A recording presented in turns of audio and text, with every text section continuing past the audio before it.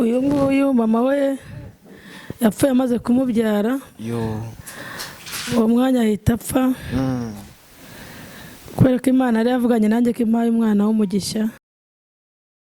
Yes, reka mbaye ikaze mbashimira mwese mudukurikiye hano kuri Prophete Ezekiel TV. Amahoro y'Imana akomeze kubana namwe. Ngiye nitwa Depiwa, karizere ko mumeze neza aho muherereye hose, yaba abari hano mu Rwanda mudukurikira, yaba abari ku migabane itandukanye y'isi namwe mwumva ururimi rw'ikinyarwanda. Reka nizere ko mumeze neza cyane. Utameze neza reka nkubwire ngo ihangane, Imana izi byawe ibikubaho, Imana ibikureba. Nkuko mubibona ntatinze hano imbere ya kamera zacu muri kuhabona abantu badasanzwe, abantu batatu badasanzwe, abantu ushobora kwibaza ngo ni bande, abantu ushobora kwibaza ngo kuki bimereye kuriya, byinshi bitandukanye tugiye kuba tuganira, hanyuma tubamenye, tumenye ngo ni bande, hanyuma tumenye ngo bimeze bite. Birashoboka ko hari ubuzimo, ariko nawe aribwo bwa mbere ugeze kuri YouTube channel ya Prophete Ezekiel TV, kora subscribe, hanyuma dukomeze twiganirire twumva na bano bantu cyane ko benshi mu muzi agenda anyuzaho ibiganiro bigiye bitandukanye, ariko hari ikintu cyadutunguye, hari amakuru twamenye tutari tuzi, ari nayo tugiye kuba tubatangariza, nawe na nyirubwite nawe atubwira uko bimeze. Uyu munsi twamusuye, twamusuye, hanyuma ndizera ko biraza kugenda neza, biraza kuryoha. We banza ukore subscribe, ubundi ibintu birusheho kugenda neza cyane. Mbere ya byose reka tubanze tumuhe ikaze. Karibu kuri kamera za Prophete Ezekiel TV. Murakoze. Tangira twibwira tangira twibwira, hanyuma abadukurikiye bakumenye, n'utakuzi hanyuma ngamenye ngo urinde. Twiganire. Mukamurenzi Bibiana, abana 8, Imana iduhane umugisha. Amen. Urakoze cyane, ufite abana 8. Uyu munsi wazanye n'abandi mu kiganiro rwose. Abo bana kari ibisore bose, abo bana ni impanga. Abana ntabwo ari impanga, nuko bajya kungana. Bajya kungana. Umuntu ushobora kubabona gutya ashobora kwibaza ari abana kari ibisore bose, ari abana makuru yabo barakurikirana, baregeranye, bimeze bite? Abana ntago ari impanga ntago zirwana. Sinzi niba turashaka kugufasha hari, ariko nta kibazo, waba umushyize hasi hanyuma tukamurekera kwishyira akizana. Yego, abo bana rwose ndabona bateye amatsiko, ni beza. Umuntu udukurikiye, uretse n'udukurikiye nanjye ubwanjye ngize amatsiko, abo bana bimeze bite? Hari amakuru twigeze twumva, umwe ntago ari kubyumva neza. Ndagize ubwoba. Umwe ntago ari kubyumva neza, ariko nta kibazo, turakorana ikiganiro n'uwo wundi. Ariko hari amakuru twamenye, twari dusanzwe tuganira, dukorana ikibwirizwa, tukagusura, ariko ntabwo twari tuzi ko hari ibidasanzwe kuri wowe wihariye rwose ku kigendanye n'abo bana. Ibyo bintu nibyo? Ibintu nibyo. Uyu nguyu mama we yapfuye amaze kumubyara uwo mwanya ahita apfa kubera ko Imana yari yavuganye nanjye ko impaye umwana w'umugisha. Yego, nta kibazo, wamureka mureke, nta kibazo, ko umwana nyine uri kumva kumukorana ikiganiro. Ahanini abashaka kwisanzura, rero reka twere kumubangamira. Yego, hasigaye twiganirire. Uti uwo mwana byagenze gute?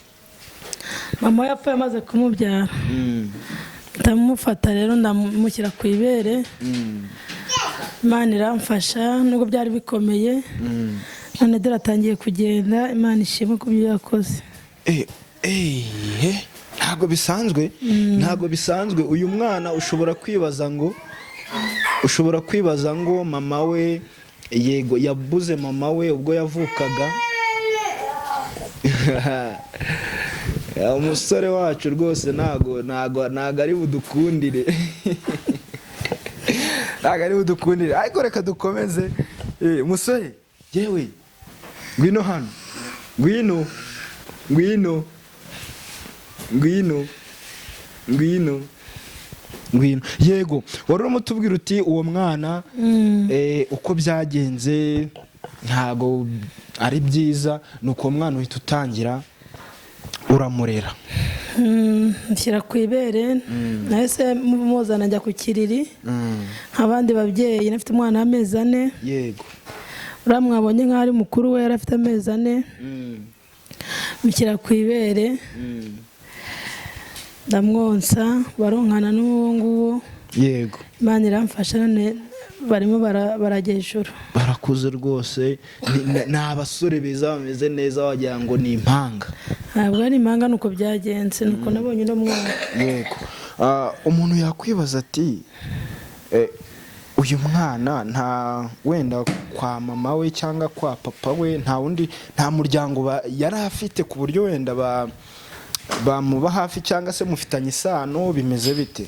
Nta sano dufitanye uretse ko twajyaga dusengana na mama we yari umukozi w'Imana. Yego uwo mwana mama we yari umukozi w'Imana. Icyo kintu nicyo cyahise kintera amatsiko, nicyo cyahise kinkurura. Ndavuga nti biriya bintu bishoboka bite? Biriya bintu ubwo bumuntu bimeze bite? Yego bibaho, ubusanzwe bibaho, ariko biba kuri bakeya, bikora bakeya. Kumbwira ngo urafata umwana ukamwonsa, umwana atari wawe, atari we wamubyaye, ugahita umwonsa, ariko ufite n'undi kwibere nawe bakonkana. Uwo mutima wawukuye he? Byagenze gute? Numvise afite ishyaka ryo kumufata nkamushyira ku ibere, cyane ko mama we yari yakoreye Imana. Numvise umwana we atakwandagara. Yego njyagenda ndamufata ndamuzana mushyira ku ibere hamwe n'uwanjye. Aho ngaho rero, aho ngaho niho umuntu ahita avuga ati ese yego uratubwiye ni umukristo, yari umukristo, mwarasenganaga, mwarahoranaga, ava mu mubiri asiga umwana, uravuga uti uyu mwana we ngomba kumufata nk'uwanjye nkamukurikirana, hanyuma ibintu bikagenda neza. Ni ibintu navuze bikora bakeya, ni ibintu sinzi niba abakristo hari ababishobora n'abari bakeya, n'abashobora kuba ari bakeya. Ubundi aho ngaho ubwo ku kijyanye n'ubukristo abantu musengana, ku kijyanye n'icyo ngicyo ubukristo bundi buvuze iki uretse kugenda guhurira hariya mu rusengero cyangwa guhurira ku musozi? Aho ngaho ubundi ubwo bivuze iki? Ubukristo iyo buvuze nuko mugenzi wawe agize ikibazo ntabwo umusekera, ahubwo wemera no kwitambikira mu kibazo cye ukamufasha nk'umukristo mugenzi wawe. Yego Imana iguhe. Rero numvise umugabo ntamuterera agahinja, numva ngiye bindimo cyane ko narimenyereye konsa n'impanga, nigeze no nazibyayeho. Yego navuga n'ubundi konsa impanga ndabimenyereye, reka n'uyu muzane mushyire ku ibere. bivugana n'umutware wanjye, nawe aravuga ati nta kibazo, turamuzana dutindikiriri nk'uruhinja nyine. Icyo nicyo ngiye kukubazaho, nti umutware we byagenze gute, yabyakiriye ate? Ariko uhise ubitubwira uti yahise avuga ati nta kibazo, nta kibazo, nawe nta kibazo arabyakiriye. Imana ibaha umugisha mwese, mwakoze igikorwa cy'ubutwari. Ndakeka ubwo ngubwo ni nabwo bukristo. Niba umuntu agize ikibazo nk'icyo ngicyo, mukaba mwaramubaye hafi, mugatabara uwasize, ni ikintu cyiza cy'ingenzi cyane. Imana ibahe umugisha. Ubu uyu mwana ubu tuvugana umufata nk'uwawe? Ubundi ni uwanjye. Nusa umwana ntabwo yatamiye ibere rya mama we. Yego mama we yahise apfa, ni ngiye wamufashe ntindikiriri, baramemba nuko n'ubundi ni umwana wanjye. ubu ngubu tuvugana amaze kungana iki nk'ikigero cy'imyaka arimo? Yego biragaragara nk'akiri muto ariko afite ubuzima bwiza. ubangana gute? Afite umwaka n'igice. Aha, kuri mugenzi we noneho nawe nk'umuvandimwe we bahurira ku ibere bonka rimwe, yego barimo barakina babaye nk'impanga neza nyine, kubera ko erega barasangira byose. Yego, uwo mugenzi we noneho yabifasha ate? Yahise aryoha amwemerera barasangira cyangwa yabanje kujyanga? Nta kibazo yigeze agira, Imana rero yamuteguye hari nawe. Nta nubwo yakumva ko mugenzi we yarira cyangwa yahungabana. Amubona nk'aho we ari umwana kuri we, ariko amufata neza, baronkana nta kibazo bagirana. Ni byiza cyane. Natangiye kugenda. Ni umusore arimo aragenda aratambuka kandi arishimye rwose, ubona ko nta kibazo ntacyababaye. Wenda tugana ku musozo kuri iki kiganiro cyacu tugiranye, ni iki wabwira nk'umuntu wenda ubona nk'umuntu wenda ari mu bibazo runaka, ukabona ntacyo bimbwiye, ntibindeba, n'iki wamubwira nk'abantu b'abakristu? Birashoboka ko yaba atari n'umukristu, ariko n'iki wabwira nk'ikiremwa muntu icyo cyakabaye kimarira ikindi kiremwa muntu kigenzi cyacyo? Ni ukugira urukundo kandi bagafashanya. Mugenzi wawe yagira ikibazo, yego, ukagifata nk'icyawe, ntumwisekere cyangwa uvuge ngo awa. Yego, nibwo butumwa wabaha. Ni igikorwa cy'ubutwari rwose.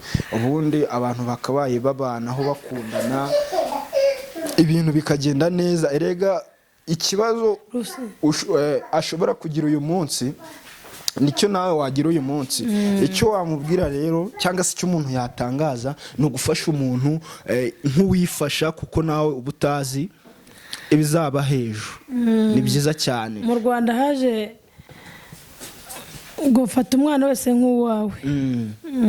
Yego, buri muntu wese afata umwana wese nk'uwe. Abo bana ariko hari amazina bafite hajya babita sinzi ukuntu babita. Hari amazina bajya babaha abantu bameze nka gutyo, sinzi, n'abarinzi b'igihango babita ngo iki? Ba marayika murinzi. Yego. Nawe uri marayika murinzi, reka tugushimire, Imana iguhe umugisha cyane. Mwakoze. Cyari ikiganiro, yari amatsiko twari twagize, twavuga tuti bimeze bite, tugire ngo n'abantu bagukunda n'abantu bagukurikira nabo babe bamenya ibya bano bana, bamenya uko ibintu bimeze. Yari amakuru nyine tutakwihererana, tubivuga tuti n'umuntu uwo ari we wese nawe rwose aba agomba kugira umutima wa kimuntu, nk'umuntu mbese muri rusange, hanyuma tukabanaho neza nk'abavandimwe, birenze n'ubuvandimwe ahubwo bikaba byiza cyane.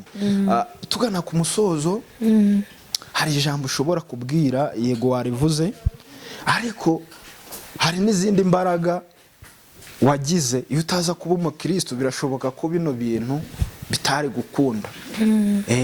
Birashoboka ko utari kumufata wenda, ariko hari n'abatari abakristo nabo bagira uwo mutima, ariko birashoboka ko wenda bitari kubaho kuri wowe. Ni iki wasa n'uvuga ushimira nk'Imana cy'uburyo yabanye nawe? Shima Imana kuko nkimara kumufata, yego, yarasambaga akagagara, nkagira ubwoba, ariko ngasenga Imana, nkibuka ijambo Imana avuganye nanjye ko impa umwana w'umugisha. Yego, abwira Imana ngo Mana ngaho ngwino umuhagarareho, ikiganza cyawe kimukoreho.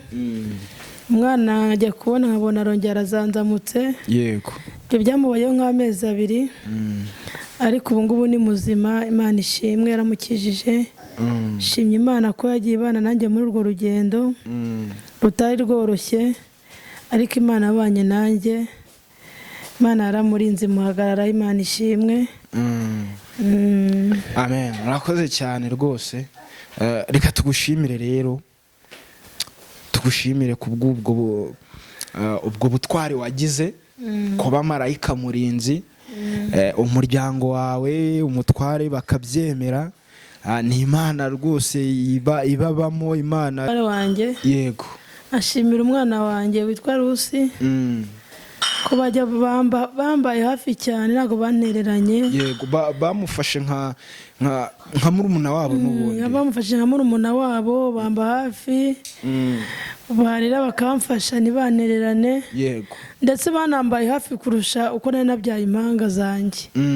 Ariko muri bamweretse urukundo. Yego. Nanjye ubwanjye banyereka urukundo rudasanzwe ko bambaye hafi. Ndabashima, Imana ibaho umugisha. Birumvikana. Iyo bataza kumba hafi nari kwicuza, avuga ngo hari kuki nabikoze, hari burana nabikoreye iki, ariko ndabashimye. Yego.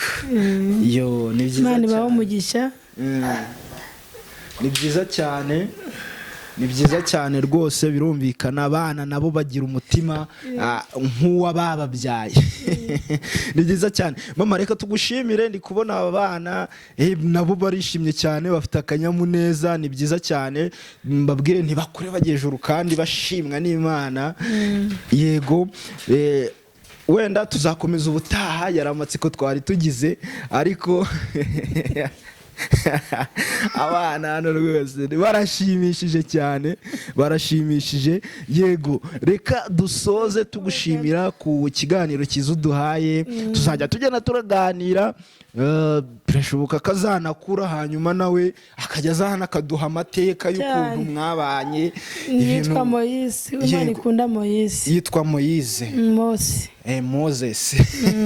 Ni byiza cyane. Umuyobozi w'Abisiraheli nawe yitwa Imana ikunda Adamu. Yego. Okay, ni byiza cyane. Mama, reka tugushimire cyane. Urakoze, Imana igumugisha. Amen. Ibiganiro byacu nakagaruka hano kuri Prophet Ezekiel TV. Njye na The Pure, naho ubutaha.